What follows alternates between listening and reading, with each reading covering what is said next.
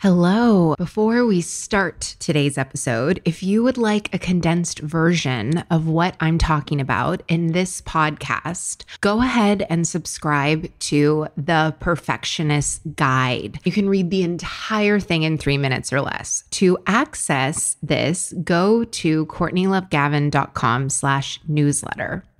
Are you a bit of a perfectionist, type A, hyper performer? Then you know what it is like when your perfectionism is a constant god-awful companion. But it doesn't have to be. If you are ready to burn bright instead of burning out, to lead without losing yourself, and to enjoy the life you have worked so hard to create, then keep listening.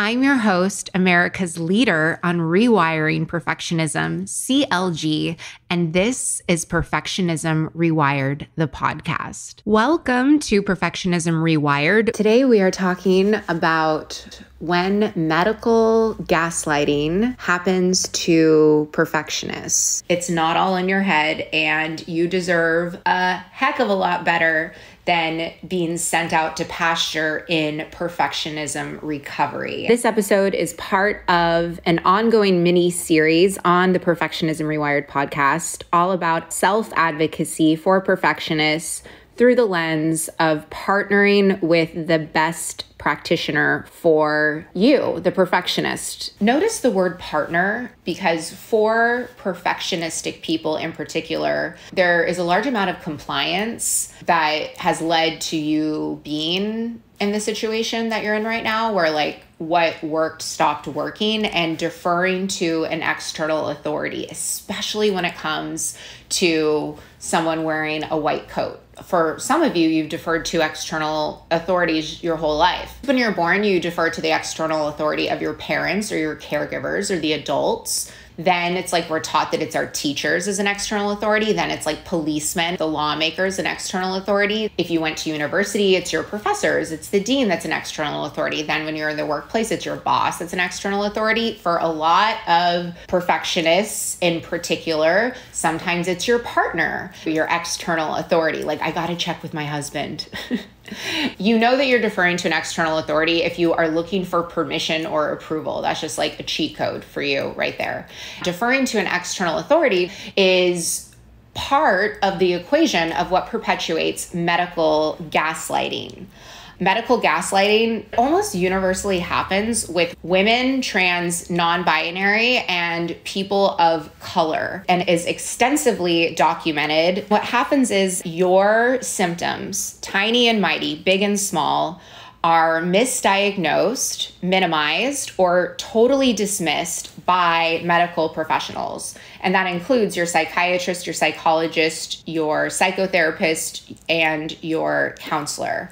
Gaslighting comes from the talkie Gaslight with Ingrid Bergman. She was just staring at this gas-fueled lamp, and the lamp kept getting dimmer and dimmer. She didn't understand, like, is this light dimming on its own? Like, how is this happening? And her husband is like, the light's not dimming. It's totally there. It causes her to question and doubt herself. And then later in the film, she's like, WTF is happening with this lamp? And this time she's screaming, and she is convinced that it's all in her head and that she is losing her mind. That is where the term gaslighting comes from. And it is a form of psychological abuse. However, unlike pedestrian gaslighting, your clinician is not intentionally out to manipulate you or to deceive you. It is a baked-in part of medical training and the model that most first world countries' healthcare system is built on, that hierarchical structure where the professional you are investing with your time, resources, energy, and money, they believe that they know best. And they see you, the perfectionist, as an unreliable reporter. And you are gaslit where you sort of believe that too. Well, they're a doctor, so they know what's best. And then you start questioning yourself. Maybe I need another pill. Maybe I need this. Maybe it's that. It's like, stop collecting diagnoses like you're collecting pogs. It doesn't need to be that complicated.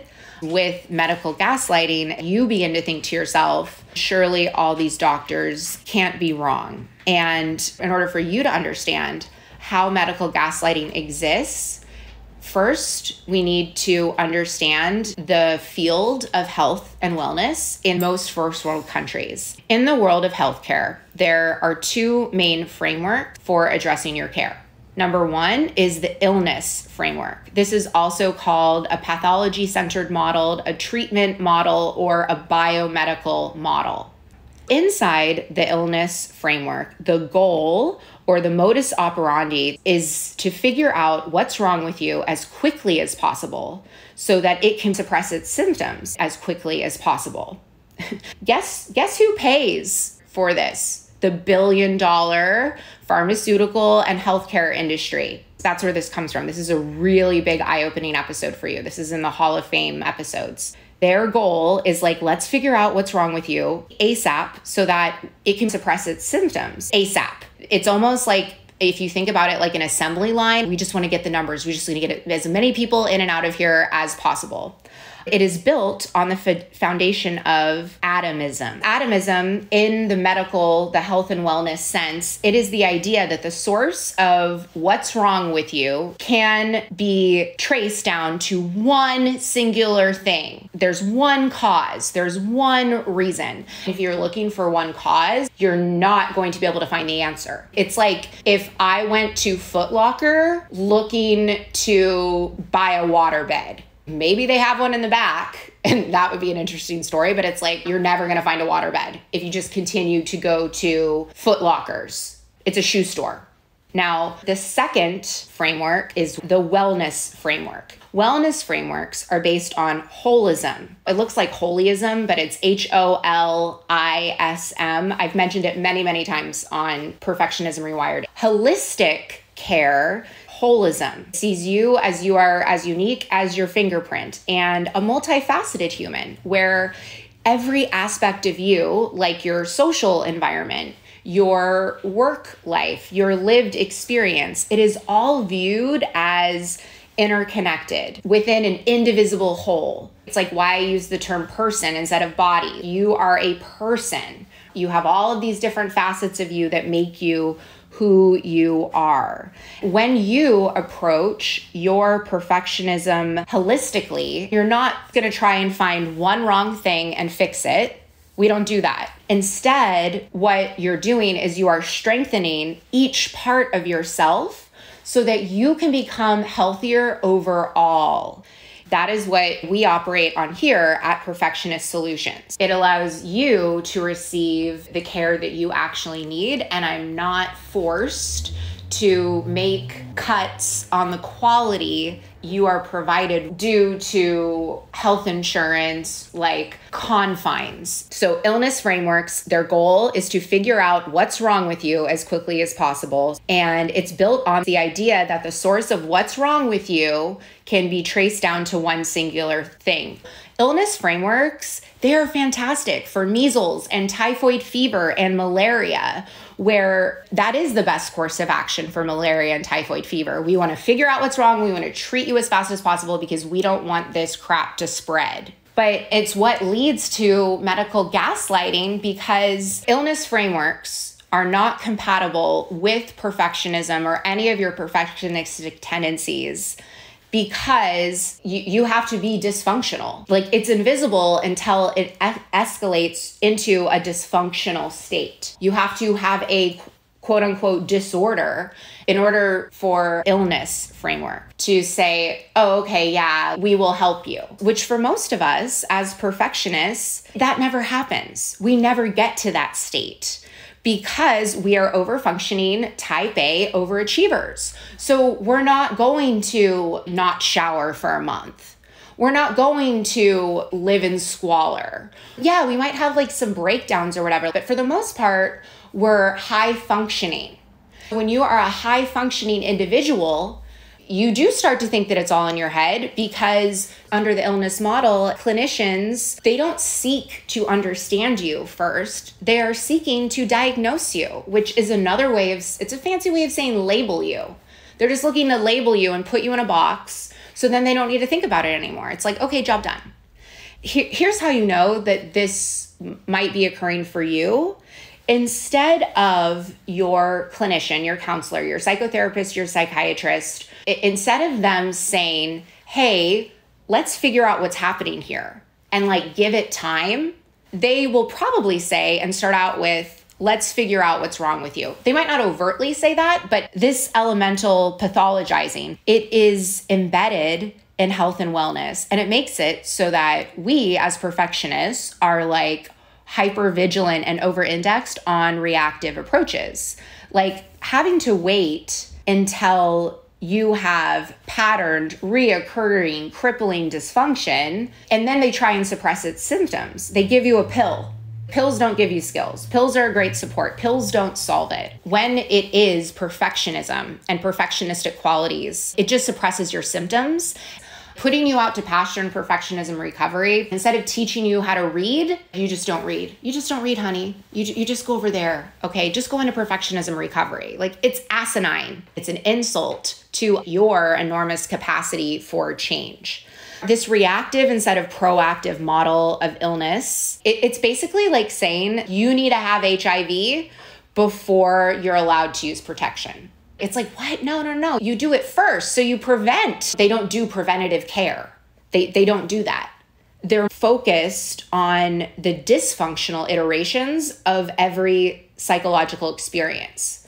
Like, I didn't know there was such a thing as adaptive perfectionism. I just thought perfectionism was bad. You don't want to be a perfectionist. It's like, oh no, actually it's called maladaptive perfectionism, and all the studies show that adaptive perfectionism is actually everybody wins, everybody benefits. Perfectionism is a phenomenon. It is not a disorder. Fact. So if you didn't know that, you're like, what? I didn't know that. Or like, that feels weird. It's like, yeah, that's okay. It's supposed to feel weird because guess what makes more money? Dying people. Mainstream society is way more invested in focusing on the dysfunctional iterations of perfectionism and playing out the stigmatisms of it. Think about what other things have we done that with?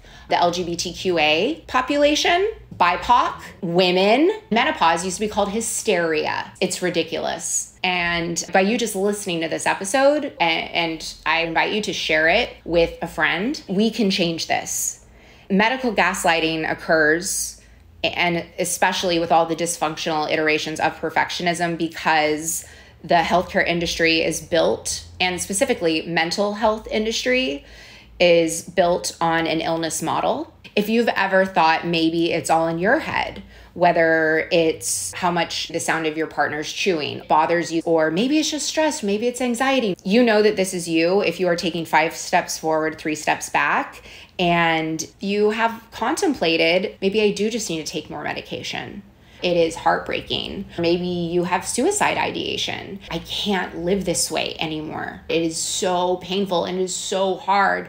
And you feel more and more disenchanted because you are pouring in your time, money, attention, and focus. Your quality of life suffers as a result. Your relationships, your job. The most effective treatments I have received are all from holistic practitioners. Yes, they're a doctor, but they don't mess around with health insurance. They're not part of the illness model. And that is a significant cost. Like when I was going through my journey, I realized if I wasn't resourceful, taking drugs would be easier. I just decided if I'm going to die, I don't want to die like passed out next to a toilet, like 50 Cent, get rich or die trying. I'm going to solve this or I'm going to die trying. And I solved it. So you can too. It all starts with empowering yourself and getting the resources and the support that you deserve. Too often what happens in the face of medical gaslighting is that as perfectionists, we start to blame ourselves and our person. The truth is that your inner experience is always correct and valid. And nobody knows you better than you do. And if either of those things don't feel true right now, I want you to tattoo them. I want you to tattoo them on your face. One on your face and one as a chest piece. Your inner experience is always correct and valid. Nobody knows you better than you do. A professional like practitioner, clinician, psychotherapist, therapist, psychologist, psychiatrist, coach who doesn't get this, they are way more out of whack than what they might be projecting onto you. Powerhouse perfectionist Serena Williams, when she gave birth to her daughter Olympia, she was concerned about her history of blood clots. And Serena encountered resistance from her medical team. Side note, highly recommend watching the Serena HBO miniseries documentary. Just do it. This is Serena. Like, she doesn't even need a last name. It's Serena. You know that she's got a world-class team. She expressed her concerns about blood clots, and they're like, no, don't worry about it. And so during her postpartum period, after she had Olympia, she was experiencing shortness of breath, and she requested a CT scan because she thought I might have a pulmonary embolism. And she was dismissed again. They're like, you don't need a CT scan. Just let it pass. You're just used to being such an Olympian. Don't worry about it. It wasn't until Serena insisted on the CT scan and paid for it herself that she discovered, much to her medical team's dismay, that there was a blood clot in her lungs. If she would have delayed that, blood clots in your lungs moving around, those have fatal consequences. That's why this is a lethal landmine. Now, instead of rallying against the system, change starts with us. Change starts with you. Ways that you can do this: start to document and track your symptoms. Ask a lot of questions. If you get flustered like I do, sometimes when I'm on the spot, write them down ahead of time. I carry a notebook with me everywhere for this reason. And if I don't have the notebook, I have them in notes on my phone. You know how they say music is the silence between the notes? What you're not saying as a perfectionist, that's what a practitioner or clinician or a professional who work with perfectionists or perfectionistic people, it's key to know what to listen for. That's why clients inside of Perfectionism Leveraged stay. They continue to renew their coaching seasons because it's based on a holistic model, so everything gets better, and because it's based on accuracy. You are being medically gaslit if the professional is talking about your reptilian brain, looking at you, Brooke Castillo, and the Life Coach School. If they're talking about your limbic system, if they're talking about your neocortex, if they're talking about polyvagal theory, those have all been outproven. There is no emotional side of your brain and logical side of your brain. It's called the triune brain model, and it was disproven in the 1960s. Unfortunately, it just hasn't dribbled down to psychiatrists, psychologists, and doctors. Look at when they got their medical training. A lot of times we don't want to go to someone that just graduated med school because they don't have the boots on the ground experience, right? It's you never want to be someone's first surgery. You want to be their 10,000th surgery. But the addendum to that is that you want to be someone's 10,000th surgery that is up to date. Every quarter, at least, they are furthering their education. They're not just showing up to speak at things. They're learning, and they're open about learning. It's that partnership that nobody knows you better than you do. And that takes a very confident and secure practitioner to do and be I want to understand this. Let's figure this out. They really believe in patient and client care, being helpful, not just making as much money as possible or saying that I've treated this many people. They're in it for you, not for themselves. Until a wellness model is baked into healthcare, until you don't need to have HIV before they give you protection, it requires you to be vigilant to the possibilities in your own perfectionistic encounters. It requires you to be your own Nancy Drew, and it requires you to no longer abdicate the awesome position of being CEO of Y.O.U. And it also requires you to advocate for yourself so that you can get the support and care that you deserve, which is why this podcast exists and why we're doing this Spotlight series.